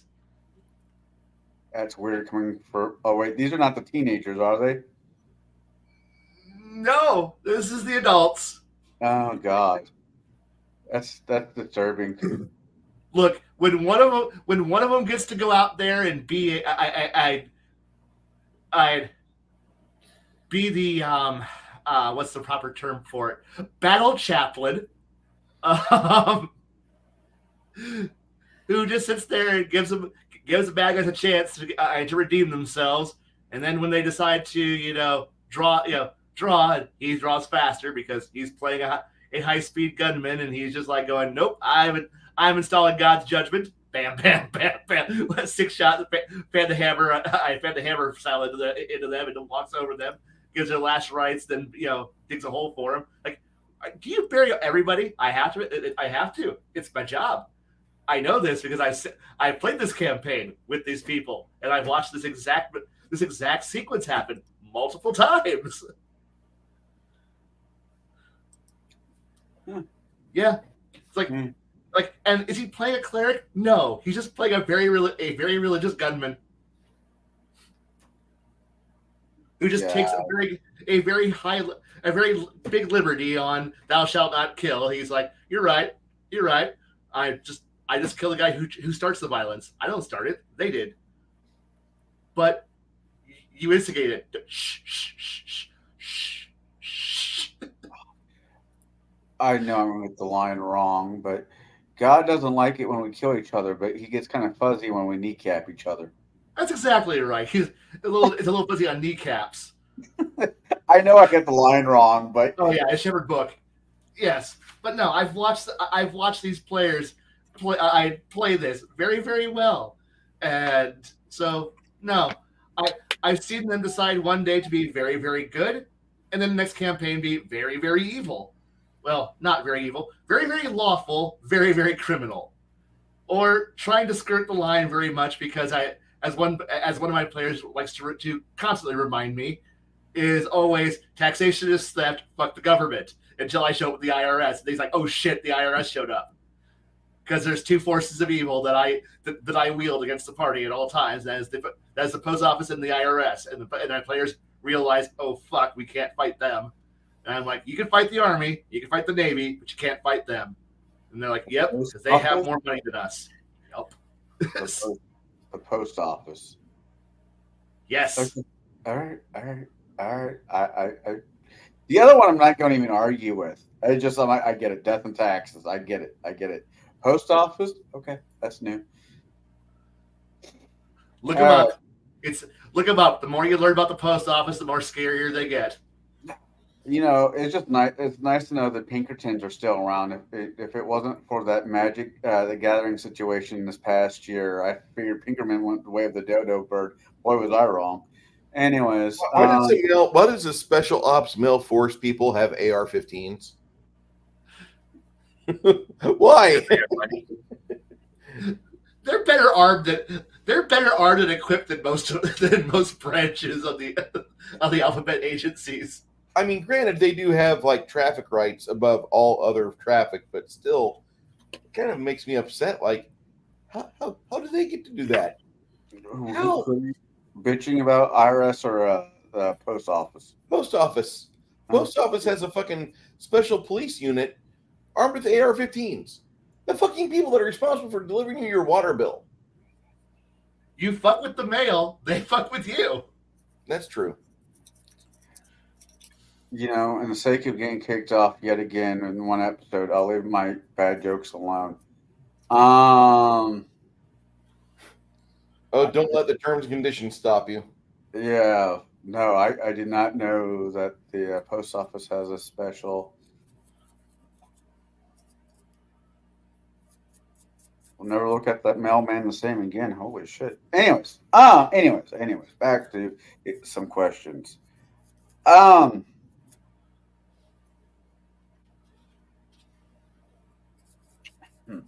All right.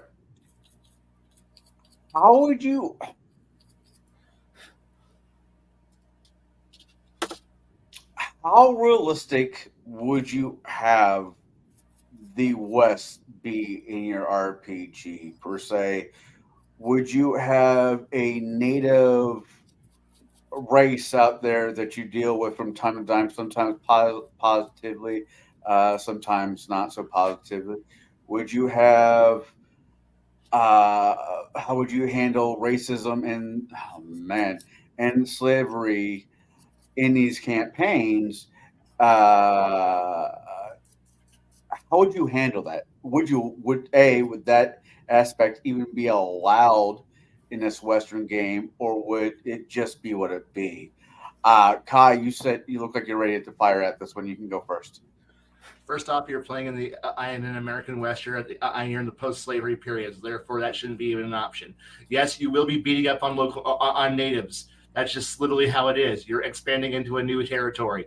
Be it if you're playing in the American West as Native Americans. If you're playing as Rome, you're beating up Gauls and you're beating up wonderful neighboring Germanic tribes, or you're beating up on anybody out there. If you're playing a more Eastern campaign, you're beating up on anybody who's not the local natives. There's plenty of places to go look at. No matter where you're, no matter what era, as long as you're looking at an expansionistic period, there is never going to be a place where there's going to be nobody there. You are going to be beating up on locals. You can try to be diplomatic, but guess what? You got to remember that you're dealing with with certain principles that no matter how much you try to be the middle or you try to be the good, there's going to be someone who's not there who will be doing something terrible. So you'll be dealing with the ramifications of those terrible moments. You may be the most puritanical fucktard, fuckwit, peacenik hippie fucker out there, going out there and you're gonna hug every bunny and love every tree and not harm a single soul. But guess what? The robber baron's coming through and he's gonna go burn down kill 10,000 buffalo and go and murder a few locals to go build his his railroad track. So guess what? You're going to be dealing with the fact that you may be a fucking peace-loving hippie bitch. You're going to get fucked by angry locals who don't give a shit about the fact that you're a peace-loving hippie fucker, and they're going to shoot the fuck out of you. So defend yourself or become murdered rape bait. Therefore, live or die. Guess what? This is a harsh and miserable world. No matter what area you're looking at, you can try to go out there and hug everyone and win it. And when you're, I win your diplomacy, happy-go-lucky, peacenik, everyone happy victory. The world doesn't work that way. It's miserable. It hates you, and you're part of it. Deal with it. I mean, I can't put it any other way to say that depending on the era, it's either banned. Slavery's either banned or not.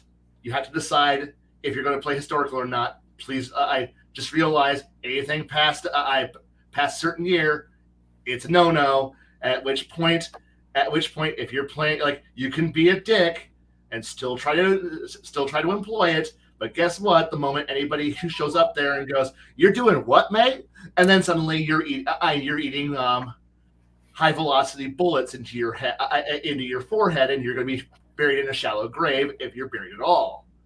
Because a lot of people, once word get out, will beat the living fuck out of you. If you're playing in a more ancient era, era in society are very much playing as critical in details here. I know the general approximation of it. If you have it in your setting, make sure that you deal with it in a proper way. But if not, guess what? You have to deal with the fact that you are going to be playing in an expansionistic era because that's part of what the West is. It's like if you don't want to be playing in it, if you don't want to be dealing with the adverse effects of expansionism or colonialism, you're playing in the wrong setting and genre and era. Go play in your go roll back to playing in the old world where you can't go 14 feet without finding a new baron or lord or someone you can kowtow to and you can be happy with. That's better. Or if you want to play more modern, just play in modern Europe, or play in Victorian-esque in England or whatever. To deal with that, or play in a post, play in some other era. But the West, you're just dealing with Western expansion. A Western game is going to be dealing with expansion. You're going to be going into areas and pacifying it. You are bringing the light of civilization. I like using Rome, for example. You're here to bring the light of Rome to the poor peasants who are out here, and you're going to murder the living fuck out of them and take their shit, including that goddamn fucking island out there full of weirdos with stacked rocks and blue body paint. Fuck that island. Okay. All right. Those were the picks, and that island was sometimes there and sometimes not. Right. Baron? You repeat the question? When you're running a Western RPG game, how would you handle certain aspects of dealing with native tribes, sometimes on a positive, sometimes on a negative, racism, and Kai is right. At that juncture, slavery shouldn't even, it shouldn't be a thing. Wasn't a thing. But how would you handle some of just the interactions that the players have that are not necessarily positive with the world around them? Well, number one, it depends on how the players, come up to it. It all depends on what they decide to do. If they decide we're not going to have any interactions with the native folk, okay, they have no they may not have interactions with the native folk. They decide they want to be, young, young, fat, and stupid and drunk, and sit at the bar and just, chase tail. They definitely do that too. It all depends on what the biggest thing is, what the players want out of the session. And that's where you have to talk to your players about what they want and how they want to see things going. All right. Anything else you want to add to this, or are you happy with your answer? I'm happy with my answer. All right. Sorry, try not to yawn. No, I just taken a bite of a popsicle. Sorry. No, you're fine. I'm out of it. Sugar's getting low, so I had to grab something to. Gotcha. Yeah. Crafty gamer. Yeah. How would you, if because I haven't said this question 2 times already, when running a Western themed game, how would you handle your players' interaction with the natives, the town folk, sometimes being positive, sometimes being negative? How would you handle that as a DM? Well, that depends on the group of natives. Because if we're gonna go full fantasy, I'm gonna break this up and go hardcore into the tropes. There are groups of orcs that are natives, but they're the ones that'll scalp you. There are groups of quote unquote native dwarves, but they could be quickly converted into the modern era because they quote unquote being native, they're more just not as developed because they've been isolated. Yeah, and then you will find versions of Native Americans, human and elven, but they don't really get along because the elvens tend to live in the foresty areas where the humans tend to live in the plains. And gnomes, well, they can be found wherever a gnome can be found because I've never really played with those gnomes. But I will play heavily into the tropes. But with that said, the elves living in the forest also can be heavily, quickly modernized, but only by elves. Because the elves will pop up. Oh, look, we have these types of magics now, and we could build these type of buildings. Oh, great new elves, teach us more. Or the human Native Americans would be like, we've lived this way for 500 generations, if not more. Our stories have told us we have lived this way. We have no reason to change. But also with the whole, in this industrial, there shouldn't be slavery. There was unofficial slavery, so there would be going on too. But like when it comes to this sort of thing, you will find it, especially where if you're going for full magic, I will play heavily into the tropes, and I will make as many ideas as I can think of to make things as diverse, but still as interesting as possible. Like I said, Native American orcs, they're the ones that scalp you. Native American humans and elves, they're the ones of the Native American elves are the ones that go, fuck you. The Native American, sorry, I didn't mean to say that. I just realized I shouldn't say that. Good, you're good. The humans are the ones that might work with you, but they're also on the same hand, don't try to change me, man. The dwarves are like, ooh, industrialization. And as for when it comes to how people would handle each other with racism and things like that, there are 2 types of people that generally lived on the plains or lived in the West. People who said F you to every single other race out there. And the people that goes, okay, they're here, we have to deal with it. And then there were the truly accepting ones, but they were on the rare. But the 2 primaries were the Either I'm going to kill them all, or I'm not going to give a shit because they're here. And as long as I don't bug them, they don't bug me. So you will find all three of them in the end spread throughout my world.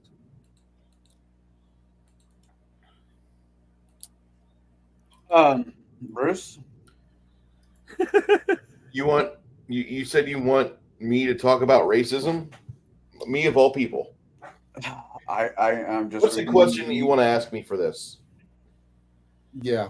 Rephrase the question. Yeah. Oh, okay. I got it. Bruce, how would you think that your group would actually handle the tropes of the time that would have taken place within a Western? And how would you handle those With interactions? an actual Western like tumbleweeds and gambling saloons Yes. Western, or Yes. my campaign, me running the players up into the Stoneheart Valley, and they get to meet mountain dwarves for the first time, and the players come to the horrible realization that I will play a -4 charisma modifier for dwarves to the hilt because the town's full of them and they're the majority. Which one do you want? An actual tumbleweed. Okay, so you guys go into a town, and this is about maybe 45 minutes to the west of Sacramento, and the railroad's about maybe 3.5 miles away. When you guys get into town, you realize you can't talk to these Chongs that are here because they are absolutely not speaking your language. These guys are industrious. They're very, very diligent, but the Chinamen do not do a lot of English work. And so you guys got to first off figure out who the hell is going to be in charge. Who do you talk to? Secondly, what are you trying to accomplish? Because you were thinking at first like, oh my god, it's a town, and we could go there and like cash in our winnings, or trade in some stuff, maybe get some new ammunition. But everybody you see, either they're a laborer that's from China. Half of the people that are behind the counters look like they've got Oriental expressions or Oriental features. And you start wondering after like the first 3 or 4 people just completely ignore you. They stare at you and then they whisper to each other because they're probably not able to comprehend what you're saying. You don't know.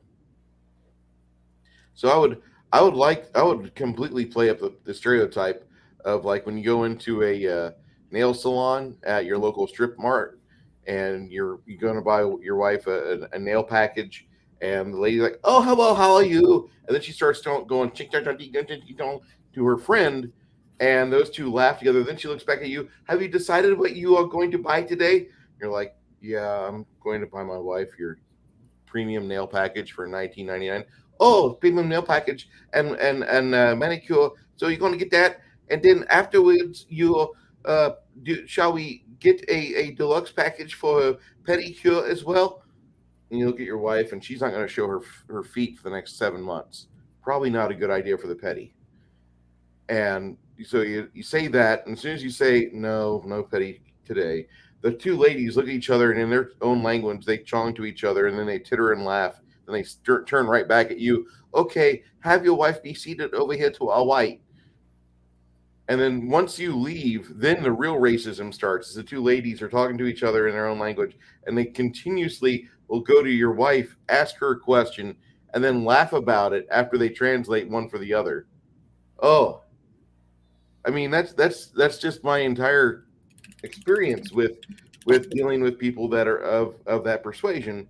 The insincerity is a fucking Olympic fight. Like these guys could medal if it was a goddamn contest, and it never stops. So if we're in a Western, I'm going to play up the entire thing like, yeah, they're here to take your money, to work on these trains, to work on the rails, and then in the interim, they're causing trouble. You can't talk to them. You can't have any conversation. And then finally they run you out of town to like a small burb on the outskirts of Sacramento to the west, to the east, and you're there and you're talking, and finally the sheriff tells you like, we're not allowed in there either. Don't feel bad. We had to deputize a couple of their people, but they have no idea what the fuck they're supposed to be doing. For all we know, that entire town is on fire right now, and we can't stop it. So don't worry. I would completely run on that. And that would be one of those things where, like, you could have a power broker hanging out there because he's able to speak some Mandarin, and he could be a complete, oh fuck, why am I blanking on David Lopan? Anyway, he could be a David Lopan. He could completely be ruining the town with his black magic and looking for a woman with jade green eyes, Mr. Barton. And he could be completely doing that, but you have no idea because the town, they made sure they let you know that you were not welcome there. And they were actually able to successfully run you out because they gave you no services. The only thing they gave you was they showed you back where your horse was. Now, right to the east. Thank you. I would completely go with that because they're not going to be friendly to you. They're going to take whatever money they can out of you, but once they realize like you may be more trouble than you're worth and you might be deadly, nope, you need to leave.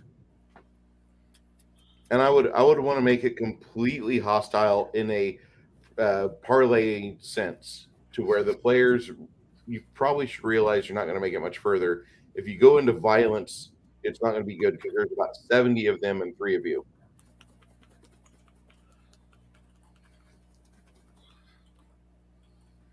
The whole life story just made me think of one asked, is this like from my firsthand experience? Yeah. Yeah. Yeah.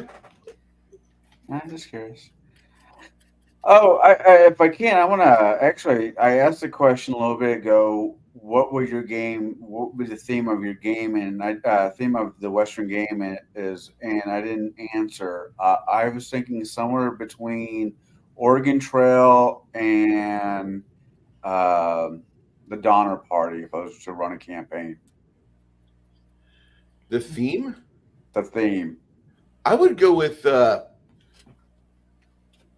always like going with like a war theme, where you are there on the precipice, and if you fall, this post falls. No, so more Civil War. Yeah, why not? Yeah, It leads to good high drama. It leads to good action at the table, and it usually, unless you have a Greg at your table, it will lead to actual discussion and role play. right. I was just thinking that the hex crawl or an Oregon Trail would be kind of fun. You could go with that, but at some point when you're involving hex trails, like hex crawls completely can go into Kingmaker territory before you know it. Like for instance, our Saturday campaign, you guys have an outpost to the north of your little Gerarton or whatever the little town is. I told you I was going to get that tower. You guys have an outpost there now. And now that you have it, now the DM's light is on, and so I can screw with you on a lot of different fronts. I don't want to like piss you off, David, but I do want to let you know that like the quickest way to depopulate the wallets and purses of your player characters in a D&D game is to give them a castle, because now with castles there's tithes, there's upkeep, there's the constant expenditure of churning of hard effort and hours to make gold, only to waste it away because some stupid noble comes to town and he wants you to like host his birthday party for his nephew. So now you're burning money really fast. You can do what you want, but a good theme, like if you're not doing, and not that hex crawls are bad, hex crawls are great, but they quickly turn into expansion games. We're going to have just this area under our control. We're going to quickly have this area under our control. We've ran into 2 parties of hobgoblins out of this hex to the northeast, and Kai's going to be in charge of putting together a war campaign and logistics, and he'll be able to figure out within the next 2 days before we have to go up against these hobgoblins from the Deep Fells. My army is now currently underneath. I will be discovered by archaeologists 1,000 years from now.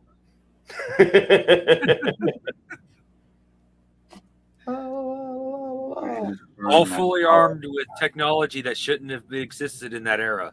No, a massive amount of magma fell on top of the army. It doesn't exist anymore. I see.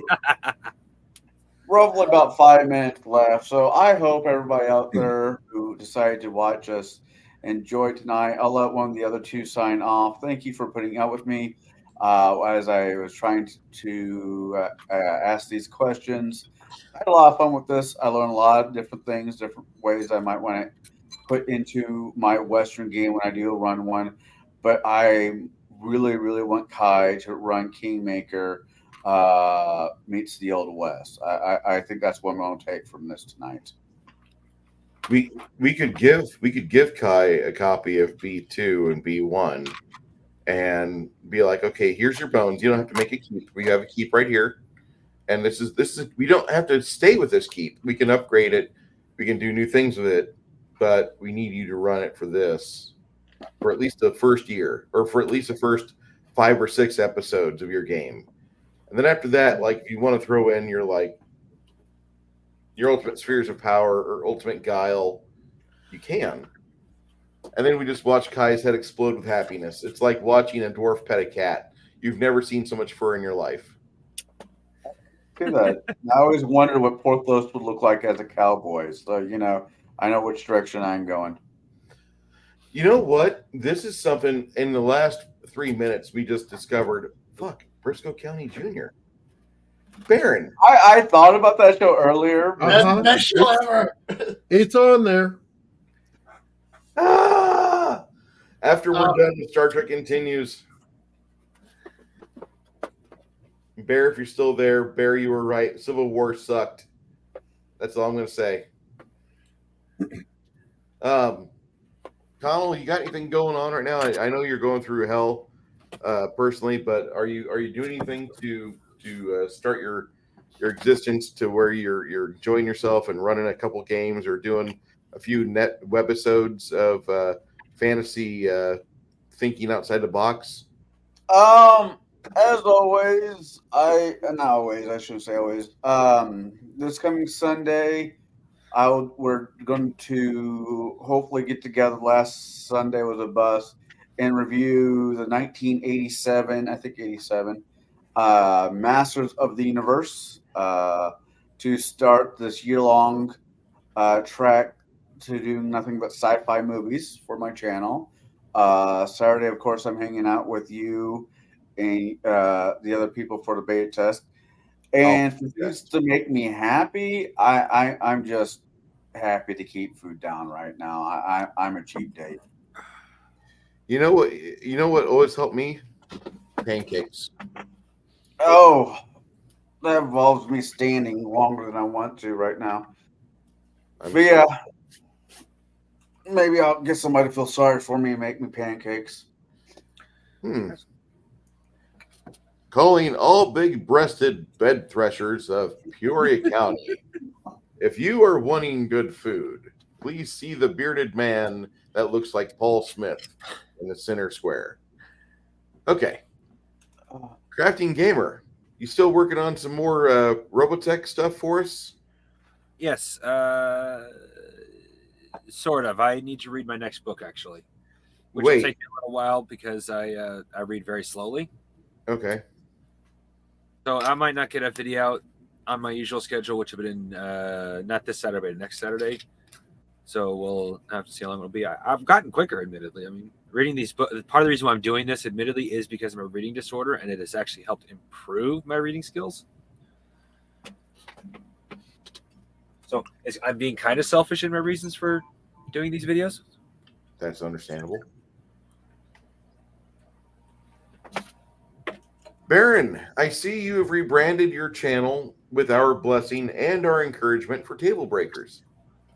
Yes. I want you to succeed with this. Do you have a link for merch?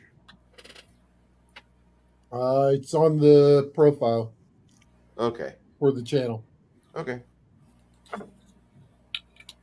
So my next question would be, what are you working on, or are you at liberty to say what you're working on, as you are rebranded and focusing full hog on this? Well, I have some top men working on things. Ooh, top men. Okay, that sounds great. I myself have finally started getting the work done for getting the domains in play for the campaign I'm running for this Saturday's alpha test. And once I get the domains finished and get the spells listed, then I'll pretty much have 30% of the spells written for first and second level, because a lot of them are vacillate between wizard and cleric. And then after I get second and third level spells done, then I can worry about like figuring out how it proceeds from going from apprentice class to journeyman class, how you can start picking up your specializations. Sorry about the delay, but I figure while I'm running a game, I can at least keep you guys entertained with the game, to where you're not going, Bruce, your game is vaporware. Bruce, your game is worse than Battlecruiser 30,000 AD. Bruce, this sucks. And that's what I completely expect. It's beta test, it's alpha test, it's not a finished product. And you're still going to have people that even whenever you finish with your Heartbreaker, they're like, I want to keep running 5th edition D&D. And you're going to be like, you failed! And you can't strangle them enough. Like, I want it. Anyway. Okay. I might be too nice, but I honestly haven't had any complaints about it. It's even actually pretty easy to learn, despite the fact it's totally different from anything I've played before. Okay. I mean, if you have any issues with it, I want to know. The one thing that, as far as game is concerned, I do make the bard have a little bit longer casting time for his spells, and I think I might be looking at reworking a bard or a variant of the bard, just to see if I can do the bard or the busker and the bard where they're using their music pool or their performance pool to power their spells and their busker or bard abilities. I think that would help out quite a bit. That way, I don't have Flatey there kind of confused with things. Things would be more outlined. It'll be something. You don't have to go with this, but here's an idea I have. Let's see if it works. And if you put it in practice and it sucks, we can always walk away and be like, well, there's an aborted fetus we can put on the pile and, have a nice little weenie roast. That sounds really terrible. Okay. Yeah, it does. My first thought was the Spartan 300. The baby's on the cliff. Yeah. Like he couldn't learn how to hunt. Can't hunt. Can't live. Sorry, Spartan. Or civilian. So, with that being said, if anybody here has any final thoughts for tonight's stream, my name is Bruce. I'm signing off. I will let you guys have the con. Good night. All right, folks. Don't forget, next week we are going to have Bear, the Gen X GM, joining us again, because we're going to be doing a superhero deep dive. So make sure you do join us. Same bat time, same bat channel. Have a great week, and we'll see you next time. And I'm penting a special medal next week. A superhero. Bye, everybody. Anime.